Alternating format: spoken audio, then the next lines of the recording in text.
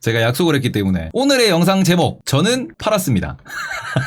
왜냐면 엔비디아에 대해서 이게 일주일 전인지 그러니까 폭락했을 때 이제 엔비디아 사야 된다, 하이닉스 여전히 안 끝났다, 이럴 때 AI에 투자하셔야 된다 막 얘기 겁나 이제 그 영상 많이 올렸는데 거기에 댓글에 다들 그 얘기하더라고. 이 반도체 미친놈, 니 반도체 많이 물렸지, 막 이러면서 막 얘기를 많이 했어요. 하이닉스 저 지난주에 팔았습니다. 지난주 목금에 팔았어요. 하이닉스도. 왜냐면은 단기 반등까지 있고 삼성전자는 아직 안 팔긴 했는데 하이닉스도 비중 많이 줄였어요. 저는 팔았습니다라고 이게 말씀드려야지. 왜냐 그러면은 그 우리 또 그 유튜브에 그 댓글 다는 분들이 하도 이제 그 뚠따 하시기 때문에 일단 적어놓고 올려놓고 뭐 주식을 하니 못하니 뭐 주식을 잘하니 못하니 막 하도 하니까 숫자로 비주면 되잖아. 단타는 엔비디아가 맞습니다. 지금 단타는 엔비디아인데 제가 판 이유는 딱 하나입니다. 일단 아침에 말씀드렸다시피 월요일 종가가 너무 세했어요. 딱 $130 맞춰놓고 약간 종가 배팅이 강하게 들어갔던 이 부분 좋은 시그널은 아니에요. 좋은 시그널은 이게 아니다라고 말씀을 드린 게 마지막에 거래량을 터뜨리고 이제 딱 $130.00 맞춰놓은 거는 오히려 어떻게 보면 누군가의 기준으로 보면 포지션이 노출이 되는 걸 수도 있고 누군가가 롱을 잡는 거니까. 그리고는 이게 옵션 관련돼 가지고 이제 그런 것들도 분명히 존재하니까 뭐 이클립 만기가 아니라고 하더라도 그럼 이거는 약간 시장에서 이제 계속 말씀드린 부분 중에 하나 실적 발표 직전 쭉쭉쭉 내려가네요. 이 실적 발표 직전에 요게 이제 그 엔비디아도 같이 올라가는 그런 라인인데 이평선이 애매한 라인이에요. 이평선이 애매하고 그리고는 단기 반등이 어제도 말씀드렸다시피 특히 최근에 이제 매수를 들어간 분들 같은 경우에는 그냥 어차피 엔비디아는 또 단타야. 또 자리 나오면 또 들어가면 돼. 어차피 엔비디아는. 근데 지금 요걸 계속 말씀드린 게 고점 대비 저점 대비 요 있죠. 딱 절반 정도 수준이 요 정도예요. 절반 정도 수준이 요 정도가 절반이라고 보시면 됩니다. 이게 대충 비슷한 요 정도 보시면은 여기 절반 정도 레벨이 지금 요 정도? 그러니까 나스닥 100 기준으로 한 19,000 초반대 정도? 그러면은 이 부분에서는 어차피 단타로 여기서 접근한 요 구간에서 접근하신 분들 같은 경우에는 이 빠진 거 하락폭 해가지고 딱 그냥 기술적으로 보면은 50% 정도 이 정도 보는 거 이 정도. 요 정도의 반등을 보는 거 요 정도 반등. 이거를 그냥 일봉 기준으로 이렇게 놓고 보시면은 요렇게. 일봉 시가 종가 소위 말하는 그 봉이 형성된 캔들이 형성된 거 기준으로 놓고 보시면은 요거는 까만색으로 보여드릴게. 그러면 지금 이게 여기서부터 요마이 올랐잖아요. 요마이. 그럼 이게 지금 절반 정도 수준보단 좀 더 올라왔다라고 볼 수 있는데 캔들 여기서부터 이렇게 보자. 이렇게 캔들 형성된 거 기준으로 보시면은 요렇게 놓고 보면은 50%가 그래도 한 이 정도? 19,500 정도? 요 정도로 대충 끄어보면은 비슷할걸? 그쵸? 19,500 정도? 500까지는 안 되고 19,000 한 2, 300 나오겠네. 한 300 정도 나오겠네. 그러니까 이게 뭐냐 그러면 기술적인 반등 수준에 대해서 충분히 어떻게 보면은 이익 실현할 만한 그런 라인에 왔다라고 보실 수 있는 거거든요. 요런 이익 실현을 할 만한 라인에 왔다. 그래서 이 부분에서 저는 일단은 오늘 뭐 이게 크게 밀리는 건 아니에요. 그냥 이렇게 좀 약간 좀 매도가 세다 정도인데 잭슨홀도 있고 그 다음에는 지금 어제도 오르고 그 다음에 지난주에도 올랐던 부분은 결국 단기 급락에 대한 매수세로 올라온 부분도 분명히 존재를 하는 거고 그 다음에는 실적 발표 전에 지금 잭슨홀 미팅이라고 하는데 그 전에 뭐 어제 같은 경우에도 일카시칼이라고 하는 매파적인 그런 연준 위원이 금리 인하에 대한 발언을 해주다 보니까 그것 때문에 탄력받아서 올라온 게 분명히 존재하거든요. 어제도 말씀을 드렸지만 이게 차익 실현할 만한 자리인데 요 자리니까 이평선이 있는 자리인데 여기에서 장 초반에 올랑올랑하다가 야 카시카리가 그 우리 그 이모탭 얘기하는 그 눈 부리부리한 아저씨 있잖아. 그 아저씨가 이제 금리 인하 해야 된다 이런 얘기 하니까 와 올라간 거란 말이야. 그럼 올라간 이유가 뭐야? 금리 인하 기대감으로 올라간 거거든요. 실적에 대한 기대감은 여전히 숫자 까봐야 아는 거고 그러면은 여기서는 뭔가 단타성 물량은 빠져나갈 수 있다. 단타성 물량은 빠져나갈 수 있다. 정도는 체크를 하셨으면 좋겠고 뭐 피보나치고 보고 이런 거보다는 항상 얘기하는 게 빠진 거의 절반은 되돌려야 된다는 얘기를 해요. 빠진 거의 절반도 못 되돌리면 더 빠진다라고 이야기하는 거고 지금 빠진 거의 절반 이상 돌렸어요. 그러니까 시장 자체의 기술적 반등이라고 많은 분들이 지금 표현을 하십니다. 뭐 주식 방송 같은 데서 기술적 반등이라는 표현을 되게 많이 하는데 그 부분에서 지금 기술적 반등이라는 얘기가 나오는 거는 여기 절반 수준까지는 반등했다는 거예요. 절반 수준까지는. 요거보다 위로 반등했다는 소리야 지금 이야기하는 게. 그러니까 이렇게 떨어지고 난 뒤에 이것도 반등 못하고 밀려버리면은 그냥 날아가는 거야. 힘 없다라는 거고 소위 말하는 이제 붕괴라고 부르는 건데 그게 아니다. 기술적 반등에는 성공했다. 다만 여기에서 이제 제가 지금 시장을 좀 단기 시계열로 계속 보고 있는 이제 현금 보유 비중이 되게 지금 높다라고 말씀을 드리는데 지금 현금 지금 되게 많은 상황이에요. 현금이 원화든 달러든 되게 많은 상황인데 제가 지금 우려스럽게 보고 있는 거 우려스럽게 보는 거는 일단 이번 주에 잭슨홀 얘기 나와요. 이번 주 잭슨홀이에요. 다음 주에 무엇? 엔비디아 실적 나옵니다. 걱정을 하는 건 아닌데 잭슨홀은 완화적으로 나올 거예요. 엔비디아 엔비디아 실적 같은 경우에도 우리가 기대가 좀 높긴 하는데 이것도 충분히 어닝서프 나올 겁니다. 그런데 여기서 그 다음 스텝, 실적 나오고 그 다음 스텝 계속 말씀드립니다. 9월 첫째 주에 8월 고용 보고서 있다라고 말씀을 드리고요. 여기에서 당장 실업률 매우 중요하다라고 계속 이야기하고 있습니다. 이게 U1 실업률이 됐든 U6 실업률이 됐든 이 부분에 있어가지고 요거 지금 계속해서 시장에서는 좀 숫자 확인해야 된다,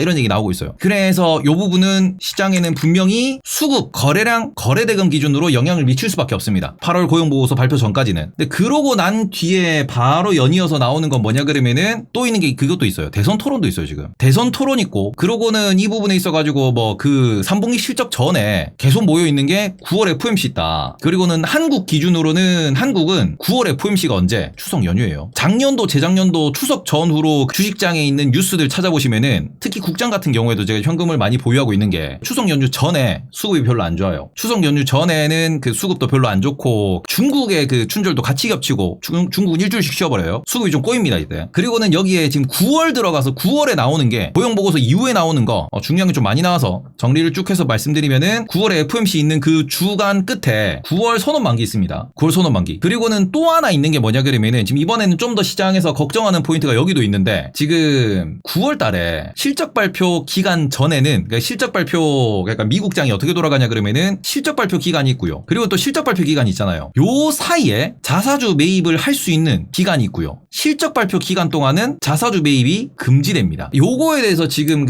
시장에서 좀 많이 보고서가 나오고 있어요. 약간 월스트리트에서 이걸 지금 되게 많이 얘기하는데 9월에 안 그래도 9월 FOMC에서 지금 이제 포인트가 되는 그 점도표 이번에 잭슨홀에서 뭐 금리를 올해 얼마를 낮출 거고 뭐 내년 금리가 어디로 갈 거고 그런 얘기 안 해요. 잭슨홀에서는 그냥 뉘앙스만 얘기하는 겁니다. MB 어닝 매매면 지금부터 실적 전후까지 어떤 비중으로 분할 매도해야 되냐 매일매일 대응한다는 식으로 접근해야 되냐 이러시는데 저는 매일매일 대응해야 된다고 생각합니다. 네, 매일매일. 그리고 엔비디아는 지금 급락한 게 다 올라와서 지금은 분봉 열어놓고 단타 치는 게 엔비 접근법 아닐까요? 어차피 엔비디아는 저는 이제 이번에 쭉 밀려가지고 100일선 뭐 200일선 거기서 이제 얘기한 거고. 근데 저는 그냥 지금은 분봉 약간 엔비디아를 제가 어찌 보면 저는 약간 스윙 관점으로 이번에 급락대 8월 급락대 엔비디아를 그냥 땡큐 하고 그냥 들어갔다가 나온 건데 그래 지금 팔았다고 말씀을 드리는 건데 저는 하이닉스도 국내에서 그때 들어갔던 거 이번에 올라오면서 지난주에 비중 많이 줄였습니다. 왜 그렇게 이제 그런 전략을 저는 쓰고 있냐 그러면은 단기 급락에 대한 반등은 앞서 말씀을 드렸지만 여기서 추가적인 이 업사이드에 대해서 계속 물음표가 뜨는 거는 나스닥이 비싸다니까 이 부분에 그러면은 어쩔 수 없이 미국에 대한 나스닥에 대한 앞으로의 시기를 따져야 돼요. 나스닥이나 하이닉스나 이런 게 뭐 지금부터 꼬라박아가지고 하이닉스 15만원 갑니다 10만원 갑니다 그게 아니고 아무래도 박스를 그릴 것 같은데? 라는 거거든. 아무래도 이렇게 된 박스 그릴 것 같다라고 지금 생각을 하는 거죠. 나스닥 기준에서도 떡상보다는 더 오를까봐 무서워서 못 팔겠다라고 하시는데 여기서 1년 2년 보유하시면은 그 생각이 맞아요. 그냥 1년 2년 본다 3년 5년 본다 그러면은 팔 필요 없어. 엔비디아를 왜 팔아요? 삼성전자 하이닉스는 좀 고민해 볼 만하지만 엔비디아 팔 필요 없어요. 애플 팔 필요 없어요. 마소 팔 필요 없어요. 3년 5년 본다 그러면은. 그러니까 제가 말씀드리는 기준은 약간 이게 그냥 이번에 여름 들어오면서 뭐 지난번 실적 발표 때 사서 이번 실적 발표 때 약간의 매매를 하면서 내가 뭐 어떻게 할 거냐 요렇게 접근하시는. 근데 대부분 그렇게 접근하잖아. 지금 사서 나 5년 뒤까지 엔비디아 안 팔아, 마이크로소프트 안 팔아, 메타 안 팔아, 구글 안 팔아 하는 사람 있어요? 20% 30% 플러스 나면 다 팔고 싶고 다 팔지 않아? 그 기준에서 말씀드리는 겁니다. 엔비디아가 여기가 역사적 고점이고 다시 안 올 그 튤립 버블의 끝이다. 그거 아니에요. AI 버블이다. 아니에요. 단기적인 트레이딩 관점으로 지금 말씀을 드리는 거고 제가 엔비디아를 그때 말씀드릴 때도 저는 엔비디아를 트레이딩 관점으로 본다라고 말씀을 드렸습니다. 안 파실 거면 나는 이게 지금 여기서 뭐 4년 보유, 5년 보유해서 나스닥 지수가 3만 갈 때까지 안 팔 거야 그러면은 나스닥 3만 가요. 나스닥 3만 갑니다. 나스닥 3만 갈 때까지 나스닥 5만 갈 때까지 난 안 팔 거야 그러면 팔지 마. 안 파셔도 돼요. 다만 저는 약간 단기적인 그런 스윙 관점에서 비중에 대해서 말씀을 드리는 거고요. 비중에 대해서 말씀을 드리는 겁니다. 그러니까 9월이 지금 조금 어찌 보면 현금 보유하는 것도 포트폴리오 관점에서 9월에 약간 다시 한번 뭐 접근할 기회를 9월에 현금을 털어넣을 기회를 제가 지금 찾는 중인데 물론 대선 때문에 9월에 다 털어넣을 건가 아니면은 좀 더 길게 봐야 될 건가는 좀 이게 그때 가서 또 평가를 해야겠지만 지금 9월에 또 이 자사주 매입에 대한 이야기가 나오고 있다고 말씀을 드려요. 자사주 매입 금지 기간. 이게 또 약간 이번에 또 수급에 꼬임이 있을 수 있는 게 뭐냐 그러면은 요게 실적 발표 구간이랑 구간이랑 실적 발표 구간이랑 사이에 자사주 매입을 확 할 수 있는 구간이 따로 있다고 말씀을 드리는데, 안 그래도 지금 9월 점도표 나온다? 그리고는 그 구간에서 이게 항상 9월까지는 장이 좀 애매했어요. 이제 재작년도 그렇고 작년도 그렇고 9월 말에 바닥지고 올라왔잖아. 그리고 특히 올해 같은 경우에는 이게 대선 토론 이슈가 약간 지금 얘기가 나오는 게, 트럼프 같은 경우에는 관세를 이야기한다, 그리고는 중국 때리기, 이게 다시 블록화 얘기가 나오는 거고, 그리고는 민주당은 어제도 전당대회에서 얘기가 나지만 법인세 인상이 얘기가 나오고 있어요. 둘 다 세금이에요 지금. 공화당 트럼프는 관세를 본인의 어찌 보면은 예전부터 아이덴티티로 삼고 있는 거고, 그리고는 민주당은 우리가 해리스는 법인세 인상을 얘기하고 있어요. 둘 다 주식시장에 좋은 건 아니야. 둘 다 관세, 중국 이슈 충격 분명히 있었고, 또 관세 매기면 인플레 더 올라간다는 얘기 나오잖아. 트럼프 같은 경우에는 시장에서 그리 반길 만한 소식은 아니에요, 관세 얘기가. 그리고는 법인세 같은 경우에도 당장 법인세 늘어나면 당장 이익이 줄어들어요, 당장. 그러니 그 부분에서 지금 이것도 시장에서는 에베베 좀 지켜보자가 되는 거니까, 지금 당장 9월 초만 하더라도 고용보고서, 그리고는 대선 토론에서는 당장 세금 얘기 나올 거고, 그리고는 9월 FOMC에서 점도표 나올 건데, 올해 연말 금리, 내년 연말 금리 나올 텐데, 이 점도표를 시장이 기대하는 만큼 완화적으로 이렇게 그려줄 거냐? 아닐걸요. 점도표는 여전히 매파적으로 나올 겁니다. 점도표는 매파적으로 그려놔야 돼. 시장 기대감을 줘가지고 오히려 시장을 뿜업시키는 건 안 되는 거니까. 그러면 점도표가 어느 정도 매파적일 거냐? 2024년 기준에서 금리 인하 2회 정도 찍혀 있을 거예요. 2회에서 3회 이렇게 찍혀 있을 거야. 2025년도 내년에 한 4번 한다고 찍혀 있을 거예요. 그러면 2025년도 연말 금리가 얼마가 되냐? 4%예요. 내년 연말 기준금리가. 이렇게 이야기가 나올 거라고. 야, 이러면은 시장에서 이거 반길 만한 이슈는 아니지. 내년도 연말에 지금 기준금리를 3.5% 3% 얘기하는데, 월스트리트에서는 간극이 벌어질 수밖에 없는 점도표입니다. 그리고 그런 것들이 9월 선언 만기까지 이렇게 이슈가 나올 수 있고, 또 이게 자사주 매입 금지 기간과 겹치면서 이게 뭘 만들어내? 또 변동성 만들어낼 거 아닙니까? 이 빅스 건들 수 있잖아. 또 빅스 건드는 포인트거든 이게.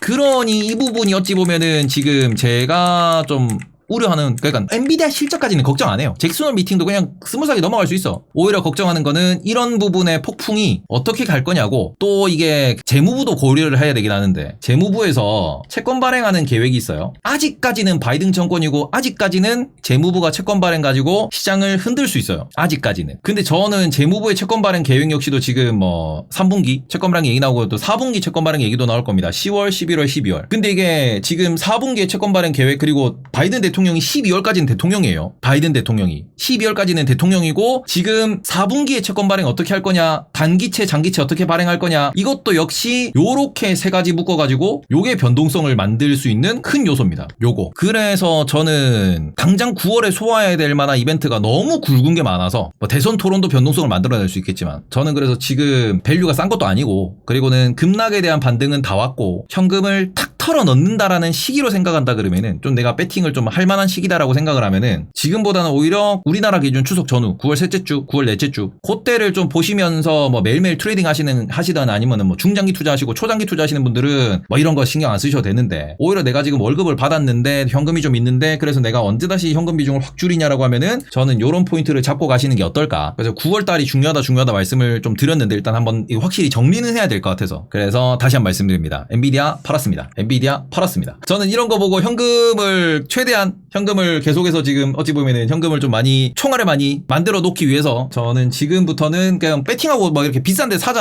계속 사자 이거보다는, 그래도 한두 달도 아니야 한 달 정도 참으면 되는 거니까 4주 정도 그냥 현금 좀 쟁여 놓으면서, 밀리면 사고 자리 나오면 사는데 4주 동안 별로 안 밀린다 그러면은 무엇 이런 거 좀 지켜보면서, 이래도 안 밀린다 그러면은 어쩌겠어, 그냥 또 언제 밀리노 이러고 또 매수 기회를 또 찾으시면 되는데, 아니면은 뭔가 이게 그냥 그때는 안 밀리네 분할 매수하자 이렇게 가셔도 되는 건데, 일단 지금은 분할 매수 좀 살살 하시고, 매수 기회가 9월에 오지 않을까라고 생각을 해서, 미장 여전히 디즈니도 들고 있고요. 예, 여전히 지금 TSMC도 남아있는 것도 있고요. 그 다음에는 최근에 말씀드린 거 쿠팡 같은 거, 쿠팡 최근에 또 계속 올라가거든요. 쿠팡 계속 자주 언급 드렸는데, 쿠팡 아까 쓱 보니까 9% 올라있던데 지금. 예, 쿠팡도 저는 쿠팡은 계속 패고 있어요. 근데 이제 그거를 좀 살살 사는 걸로, 지금은 돈을 내가 짧게 많이 벌겠다 이거보다는 조금 9월 말까지는 좀 느긋하게, 지금은 현금을 좀 또 다시 충전하는 그렇게 조금 체크를 하셨으면 좋겠다라고 말씀드리고 싶고요. 저는 지금 다시 보속으로